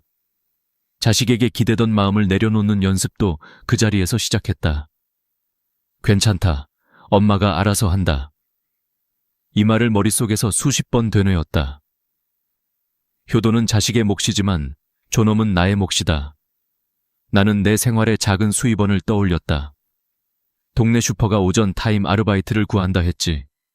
체력이 허락하는 날 2시간만 서자. 돈의 액수가 아니라 나는 나를 먹여 살릴 수 있다는 감각이 필요했다. 그 감각은 다리가 휘청할 때 지팡이가 되어준다. 체면을 지키느라 쓴 돈들 사이에서 나는 정말 필요한 일과 보여주기 위한 일을 가르기로 했다. 다음 명절엔 직접 만든 장조림을 보낼 것이다. 값비싼 선물 세트 대신 손맛과 편지. 며느라기야, 너희도 부담이었지. 엄마가 음식으로 마음을 보낸다. 선물은 가격표가 아니라 천이 남아야 오래간다. 그리고 나는 나중에 라는 단어를 냉장고 문짝에서 떼어내어 쓰레기통에 던져 넣었다. 나중에는 오지 않는다. 오더라도 이미 늦은 나중이다. 내일이 오기 전에 오늘을 한 칸 당겨오는 방법은 의외로 단순하다. 지금 서 있는 자리에서 가능한 가장 작은 결정을 하는 것. 자동이체 1만 원, 물 1컵 대신 2컵, 엘리베이터 대신 계단 1층, TV 30분 끄고 창밖 보기 5분. 작다는 이유로 미뤄졌던 것들이 모여 내 삶의 결을 바꾼다. 작은 돈의 경신은 그동안 나를 가난하게 만들었지만 작은 변화의 경신은 내일의 가능성을 가난하게 만든다. 나는 눈을 감고 숨을 길게 들이켰다. 오래된 집안의 냄새에서 내 숨소리가 분리되는 느낌. 마음이 한톨 가벼워지자 불안의 얼룩이 어둠 속에서 형태를 잃어갔다. 그때 알았다. 불안은 지식이 아니라 행동으로 지워진다는 것을. 나는 자식에게 전화를 걸지 않았다. 대신 내일 은행, 모레 보건소, 주말 도서관, 월요일, 경로당 봉사 신청이라는 4개의 약속을 달력에 찍었다. 일정은 돈이 없어도 가질 수 있는 가장 강력한 자산이다. 일정이 있는 사람은 외로움과 소비의 유혹에서 한 발 더 멀어진다. 그리고 다시 통장을 열었다.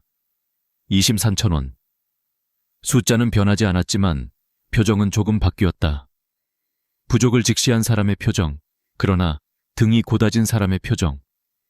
나는 펜으로 통장 맨 끝에 작은 별표를 그렸다. 오늘 시작. 그 별표가 한 달 뒤, 3달 뒤, 내년 오늘 어떤 모양이 될지 나는 모른다. 하지만 이제는 안다. 내 인생의 방향키가 바뀌었음을.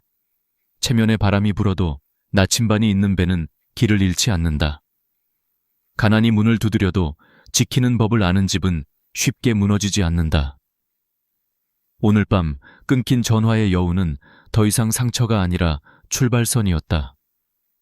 내일 아침 나는 은행 문을 가장 먼저 열 것이고 돌아오는 길에 시장에 들러 콩나물 한 봉지를 살 것이다. 절약은 배고픔이 아니라 선택의 훈련임을 기억하기 위해. 그리고 현관 앞 신발을 가지런히 놓고 중얼거릴 것이다. 늦지 않았다. 지금이 제일 빠르다. 그 말이 진실이 되는데 필요한 것은 돈이 아니라 하루의 연습이다. 문을 닫자 방 안이 고요해졌다. 나는 불을 끄며 미소를 지었다. 오늘의 실패는 오늘로 끝났다. 내일의 나는 오늘보다 가벼울 것이다. 그리고 그 가벼움이 오래도록 나를 지켜줄 것이다. 체면이 밥 먹여주더냐. 어릴 때 어머니가 하시던 말이 이제야 가슴에 와닿는다. 평생 그 말을 흘려들었다. 체면이란 건 사람의 품격을 지켜주는 갑옷이라 여겼다. 하지만 이제 보니 그 갑옷은 나를 서서히 가난으로 끌어당기는 쇠덩이였다. 나는 그 무게를 모르고 너무 오래 입고 다녔다. 명절이 다가오면 늘 백화점 지하식품관으로 향했다. 한우 세트, 굴비 세트, 홍삼 세트. 어른인데 이 정도는 해야지. 그 말이 입버릇처럼 나왔다. 카드값 고지서가 나올 때마다 심장이 철렁했지만 그래도 체면이 있으니까. 며느리 친정에도 보내야지. 안 그러면 뭐라고 들을까. 그렇게 명절 하나가 지나면 통장은 또 비었다. 나는 그때마다 내게 말했다. 다음 달엔 아껴 써야지. 그런데 그 다음 달엔 친구 아들 결혼식이 있었다. 다들 10만 원 낸다더라. 나만 5만 원 내면 얘가 창피하겠지. 그렇게 다시 봉투를 준비했다. 그리고 모임이 있었다. 오랜 친구들을 만나면 계산할 때 꼭 이렇게 말했다. 내가 낼게. 오늘은 내가 살게. 그 순간만큼은 뿌듯했다. 친구들이 웃으며 순자야, 역시 너밖에 없다 할 때 내 안의 허전함이 잠시 채워졌다. 그러나 그 허전함은 다음 날 통장을 보며 다시 돌아왔다.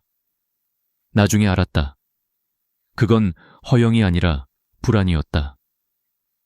남들에게 인정받지 못하면 내가 사라질 것 같은 두려움.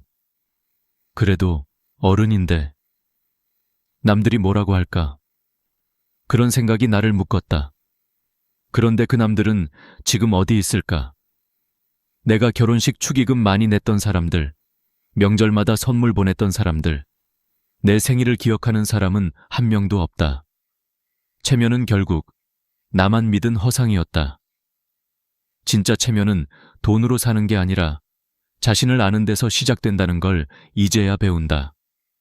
나는 그날 작은 실험을 했다. 친구 모임에서 식사 후 계산할 때 평소처럼 지갑을 열다가 이렇게 말했다. 오늘은 각자 계산하자. 나도 요즘 형편이 좀 그래서. 순간 공기가 잠시 멈췄다. 그런데 놀랍게도 아무도 이상하게 여기지 않았다. 그래, 그게 낫지. 요즘 다 힘들지.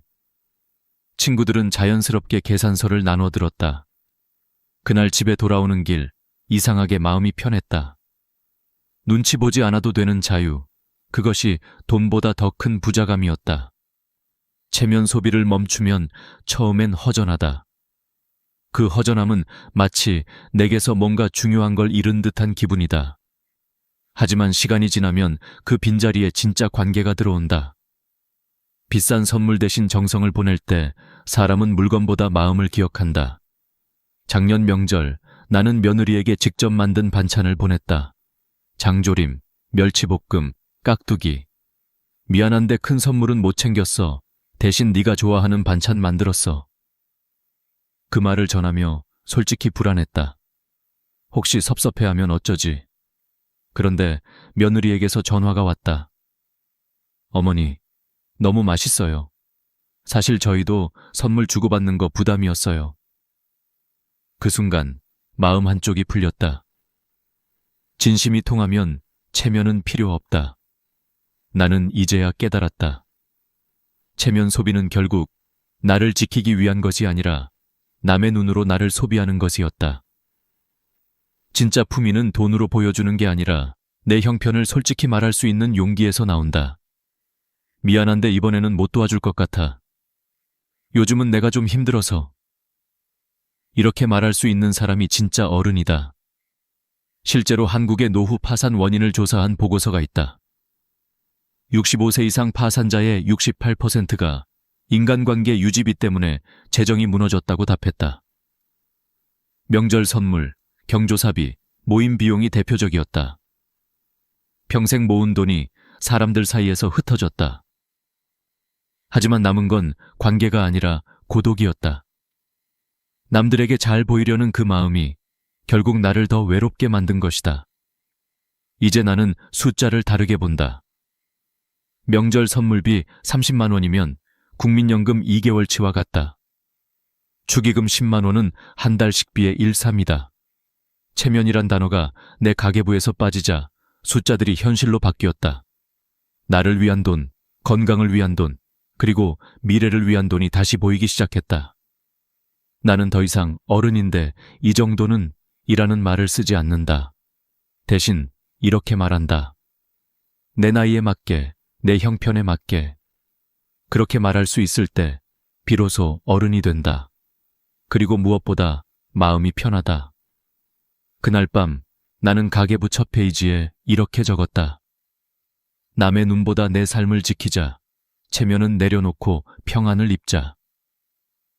불필요한 지출을 막는 건 단순히 돈을 아끼는 일이 아니라 나를 존중하는 일이다. 나를 지키는 첫 번째 습관, 그것이 체면 소비를 끊는 것이다. 창밖에서 가을비가 내렸다.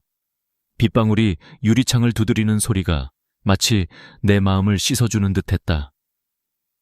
그동안 사람들의 시선을 닦아내고 이제는 내 얼굴을 다시 본다. 주름 많은 얼굴이지만 거기에는 새로운 결심이 있다. 나는 내일도 장을 볼 것이다. 그러나 이번에는 다른 마음으로 가격표보다 필요를 먼저 보며 다른 사람보다 나 자신을 위해. 그게 진짜 품이다. 나중에 할게. 이 5글자는 내 인생의 가장 달콤한 독이었다. 듣기엔 위로 같고 말하기엔 핑계 같고 결국엔 아무것도 남기지 않는 마법의 주문이었다. 나중에는 언제나 편하다. 지금은 바쁘니까, 지금은 돈이 없으니까, 지금은 시간이 없으니까. 하지만 그 지금이 쌓이면 어느 날 인생은 이제는 늦었다는 문을 닫는다. 나는 그 문 앞에 선 적이 있다. 그리고 깨달았다. 나중에는 오지 않는다. 50대 중반의 박철수 씨를 처음 만났을 때 그는 내 옆집 사람이었다. 성실했고 돈도 잘 벌었고 가족도 화목했다. 하지만 그에게는 한 가지 병이 있었다. 바로 나중의 병. 친구가 연금보험을 권했을 때 그는 이렇게 말했다. 나중에 할게. 애들 대학 보내고 나면. 건강검진을 미루며 내년엔 꼭 받을게라 했다. 운동도 다음 달부터 해야지 라고 했다. 그렇게 10년이 흘렀다. 그리고 그는 60세에 회사를 그만뒀다. 퇴직금 7천만 원을 받았지만 어떻게 굴려야 할지 몰랐다. 나중에 공부 좀 하고 해야지. 그 사이 물가는 오르고 병원비는 늘고 기회는 사라졌다. 67세가 된 지금 그는 한 달 병원비 30만 원을 내며 말한다. 그때 뭐라도 시작했어야 했는데. 하지만 세상엔 그때라는 시간은 다시 오지 않는다. 나는 그의 이야기를 들으며 내 삶을 떠올렸다. 나도 그랬다. 나중에 라는 말을 믿었다. 은행 창구 직원이 적금 상품을 권할 때 지금은 여유가 없어요. 병원 의사가 건강검진을 권할 때 바빠서 다음에. 아이들 결혼 준비하느라, 명절 준비하느라, 일하느라 늘 지금은 나중을 위한 준비라고 믿었다. 그런데 아이들은 다 컸고 일은 끝났고 남은 건 나였다. 준비된 나가 아니라 미뤄진 나. 나는 그날 통장을 열었다. 남은 돈은 30만 원. 그런데 놀랍게도 후회보다 다짐이 먼저 왔다. 지금이라도 해야겠다. 나중에를 끊는다는 건 거창한 결심이 아니다. 그냥 지금 하는 것이다. 예를 들어 저축. 지금 1만 원이라도 넣는 것이다. 운동. 오늘 10분이라도 걷는 것이다. 공부. 지금 유튜브 하나라도 보는 것이다. 미래를 준비한다는 건 거창한 계획이 아니라 사소한 실천의 반복이다.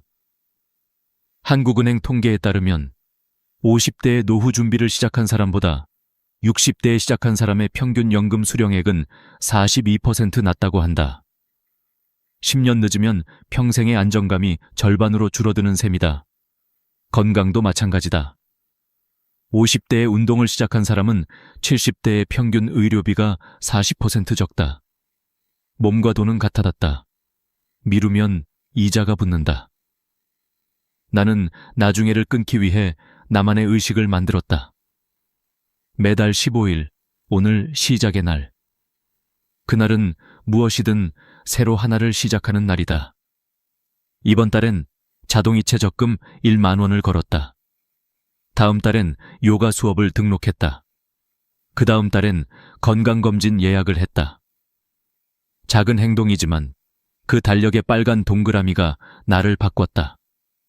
사람은 자신이 지킨 약속의 횟수만큼 자신을 믿게 된다. 가끔 친구들이 말했다. 이 나이에 뭘 새로 해? 그 말이 나를 흔들었다. 하지만 나는 조용히 웃었다. 나이는 숫자지만 습관의 나이는 따로 있다. 오늘 시작하면 내 습관의 나이는 다시 1살이 된다. 그리고 그 1살은 80이 되어도 자라난다. 나는 나중에를 미루는 대신 내일의 나에게 편지를 쓴다. 내일의 나야, 오늘의 나는 조금 용감했어. 은행에 가서 통장 만들었어. 걷기 운동도 했어. 네가 이걸 읽을 때 혹시 또 미루고 싶어질까봐 이 편지를 남겨. 그 편지를 읽는 날, 나는 다시 걸었다. 편지는 약속이다. 나중에를 끊는 가장 확실한 방법은 지금의 자신과 약속하는 것이다. 그리고 나는 나중에를 지금으로 바꾸는 연습을 했다. 나중에 전화해야지가 떠오르면 바로 전화를 걸었다. 나중에 치워야지가 떠오르면 그 자리에서 일어났다. 나중에를 입에 올릴 때마다 나는 이렇게 중얼거렸다. 지금이 그 나중이야. 노후 빈곤의 절반은 나중에에서 시작된다. 지금 준비하지 않으면 언젠가 준비할 수 없게 된다. 그리고 늦게 시작했더라도 시작하는 순간 나중은 사라진다. 지금 이 글을 읽는 당신이 있다면 당신의 나중은 이미 오늘이 된 것이다. 나는 창문을 열었다. 찬바람이 얼굴을 스쳤다. 예전 같으면 감기 걸릴라 하며 닫았겠지만 오늘은 다르게 느꼈다. 신선한 공기가 폐 속으로 들어오며 속이 환해졌다. 이게 바로 지금의 공기구나. 나는 그 공기를 깊게 들이마셨다. 내 삶에도 이런 바람이 필요했다. 지금 숨 쉬듯 지금 살기로 한 것이다. 그날 밤 나는 다짐을 적었다. 나중에를 버리면 오늘이 내 편이 된다. 이제 내 인생의 방향은 미루는 곳이 아니라 움직이는 곳으로 향하고 있었다. 감정이 돈을 지배하는 순간 인생의 방향도 함께 흔들린다. 나이가 들수록 돈보다 외로움이 더 무섭다는 말이 있다. 그건 사실이다. 외로움은 사람을 조용히 가난하게 만든다. 나는 그걸 69세 김영희 할머니의 이야기를 통해 똑똑히 보았다. 남편이 세상을 떠난 뒤 그녀는 혼자 남았다. 자식들은 모두 출가했고 하루 종일 집안은 고요했다. 아침에 일어나도 대화할 사람이 없고 밥을 먹어도 잘 먹었다는 말 한마디가 없다. 처음에는 자유로웠다. 이제 내 인생이다. 하지만 한 달이 지나자 자유는 곧 외로움으로 바뀌었다. 그녀는 친구들에게 전화를 걸었다. 오늘 점심 먹을래? 커피 한잔 할까? 내일은 같이 시장 갈래? 하루에 2번, 3번씩 약속이 생겼다. 그렇게 외로움을 피했지만 통장은 점점 얇아졌다. 점심 1만 원, 커피 5천 원, 노래방 2만 원. 하루 3만 원이 아무렇지 않게 나갔다. 일주일이면 20만 원, 한 달이면 70만 원. 그래도 즐겁게 살아야지. 그렇게 2년이 흘렀다. 그녀가 통장을 확인했을 때 남편이 남긴 5천만 원은 400만 원으로 줄어 있었다. 외로움은 소비를 부른다. 기분이 울적할 때 쇼핑을 하고 화가 날 때 술을 마시고 심심할 때 사람을 찾는다. 감정이 통장을 통제하면 재정은 감정의 노예가 된다. 김영희 할머니도 그랬다. 외로움을 달래기 위해 돈을 썼지만 돈이 줄어들수록 외로움은 더 커졌다. 결국 병원비가 필요할 때 도움을 청할 사람은 아무도 없었다. 친구들은 빨리 나으세요 라는 문자만 남겼다. 그녀의 이야기는 내 이야기이기도 했다. 남편이 떠난 후 나도 그랬다. 하루가 길었다. TV를 켜도 내용이 들어오지 않았다. 그래서 나는 밖으로 나갔다. 시장을 돌고 카페를 돌고 경로당을 돌았다. 그런데 어느 날 내 가계부를 보며 멈췄다. 한 달 지출이 60만 원, 생활비의 절반이 감정 소비였다. 그 순간 나는 깨달았다. 외로움을 돈으로 채우는 건 바닥난 독을 다시 채우는 일이라는 걸. 그날부터 나는 외로움을 다른 방식으로 다스리기 시작했다. 새벽에 일어나 동네 공원을 걸었다. 처음엔 10분만 걸었다. 이웃이 인사를 건넸다. 오늘도 일찍 나오셨네요. 그 한마디에 마음이 따뜻해졌다. 도서관에도 갔다. 책 냄새가 좋았다. 나와 비슷한 나이의 사람들이 조용히 책을 읽고 있었다. 거기서 생활습관 개선이라는 책을 읽었다. 거기엔 이런 문장이 있었다. 사람은 외로움을 이길 때 돈이 아니라 리듬이 필요하다. 그 문장이 내 마음에 박혔다. 나는 매일의 리듬을 만들었다. 월요일과 목요일은 걷기, 화요일은 도서관, 수요일은 봉사활동, 금요일은 시장에서 장보기. 일정이 생기자 마음이 안정됐다. 돈을 쓰지 않아도 하루가 채워졌다. 특히 봉사활동은 내 마음을 새롭게 했다. 처음엔 두려웠다. 내가 남을 도울 수 있을까? 그런데 첫날 도시락을 나누며 한 노인이 내 손을 잡고 말했다. 고마워요. 덕분에 따뜻하네요. 그 말 한마디가 커피 10잔보다 달았다. 외로움은 사라지지 않는다. 다만 다른 의미로 바뀔 뿐이다. 그동안 나는 외로움을 피하려 했다. 하지만 이제는 외로움과 함께 산다. 외로움은 나를 사람들에게 이끄는 신호였다. 단지 그 신호를 돈으로 오해했을 뿐이다. 이제는 그 신호가 오면 나는 봉사 신청서를 꺼낸다. 혹은 요리책을 연다. 내 마음을 채우는 가장 값싼 방법은 움직이는 것이었다. 감정 소비는 단순한 돈 문제가 아니다. 그것은 자존감의 문제다. 감정에 휘둘릴 때마다 내 안의 자존감이 조금씩 닳는다. 반대로 감정을 이기면 자존감이 자란다. 자존감이 높아지면 통장은 비지 않는다. 그건 수입이 늘어서가 아니라 불필요한 지출이 줄어서다. 나는 이제 기분이 안 좋을 때 이렇게 중얼거린다.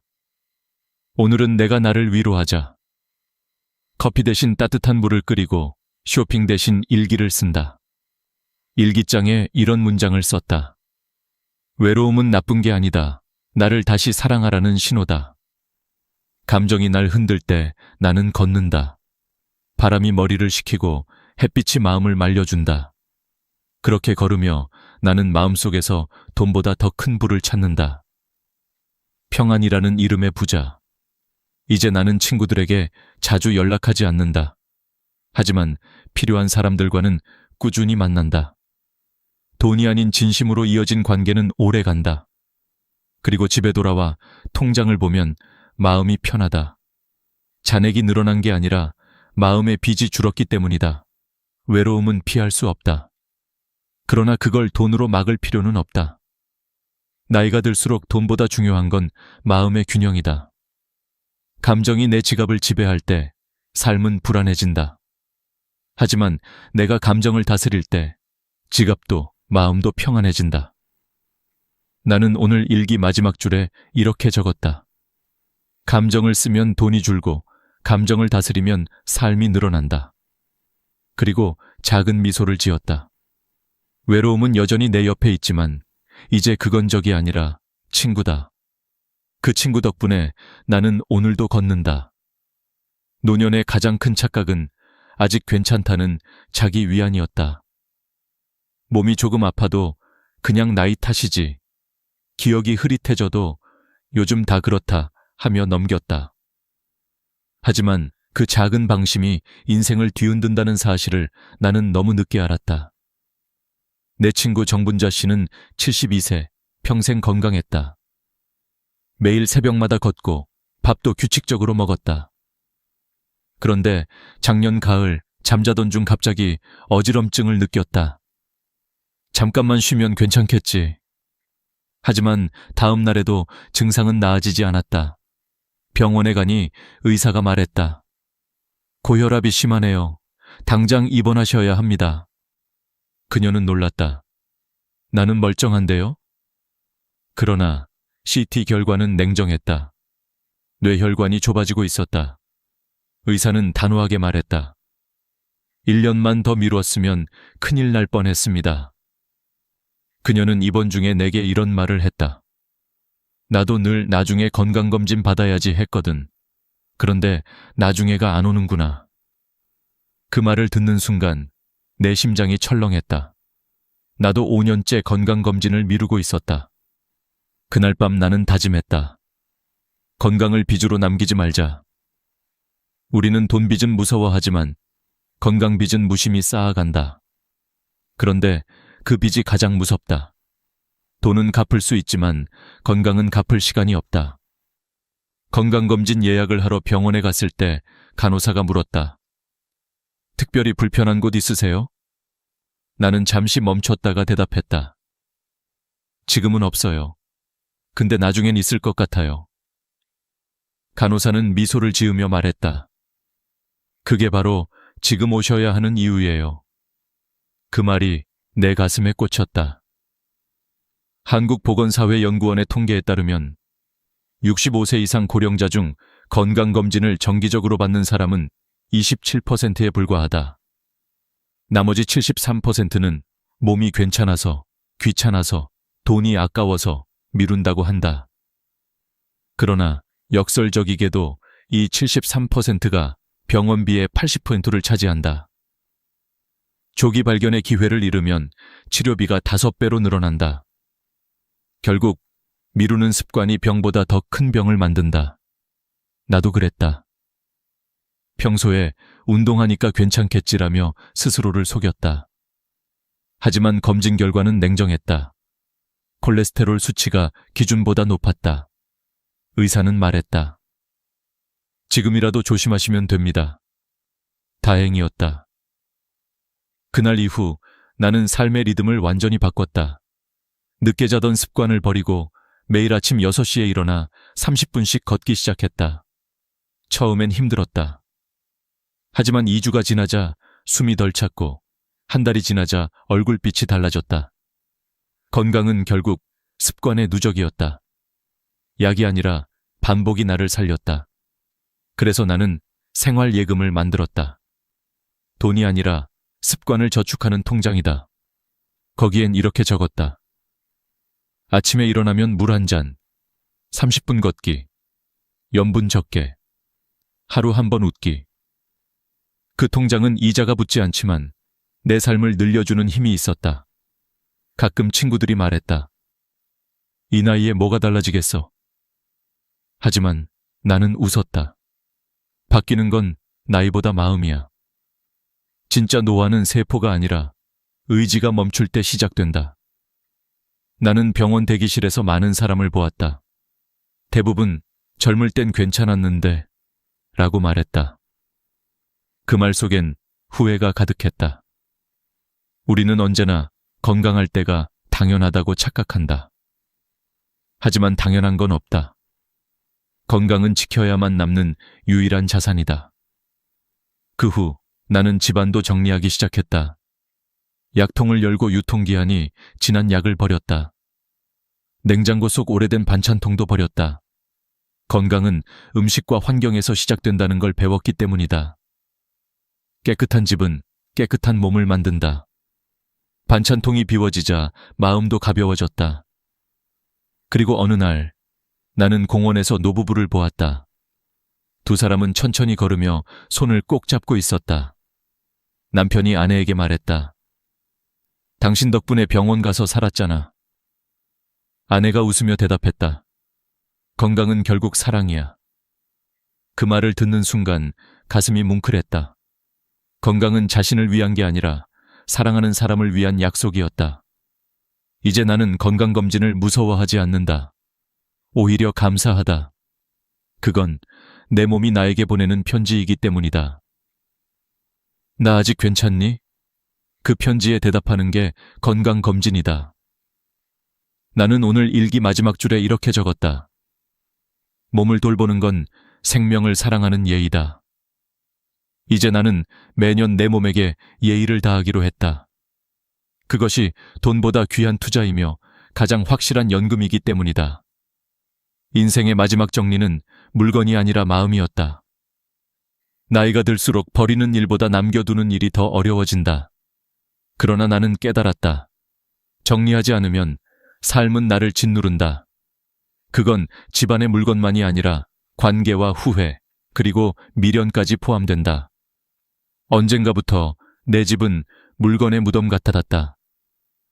유통기한 지난 약통, 깨진 반찬통, 고장난 전자제품, 쌓인 종이 더미들.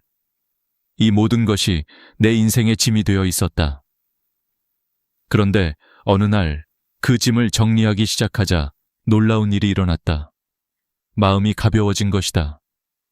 처음엔 단순히 청소라고 생각했다. 하지만 버릴수록 깨달았다. 정리란 결국 살아온 흔적을 정직하게 마주하는 일이었다.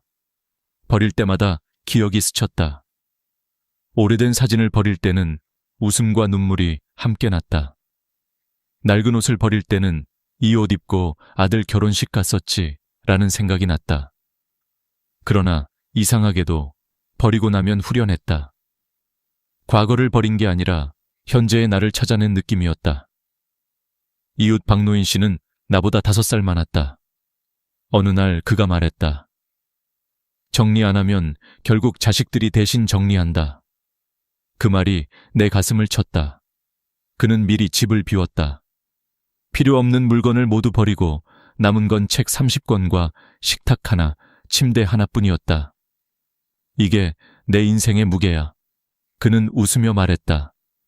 그의 집은 마치 작은 호텔 같았다. 공간이 넓고 공기가 맑았다. 나는 그 집에 들어서는 순간 마음이 정화되는 느낌을 받았다. 그날부터 나도 조금씩 비우기 시작했다. 서랍을 열고 10년 된 영수증을 버렸다. 장롱을 열고 입지 않는 옷을 기부했다. 그리고 마음속 서랍도 열었다. 오래된 원망과 미련을 꺼냈다. 그때 그 사람만 아니었어도 왜 나는 항상 손해만 봤을까? 그런 생각들을 하나씩 꺼내며 적었다. 그리고 종이를 찢어버렸다. 그 순간 정말 이상하게도 어깨가 가벼워졌다.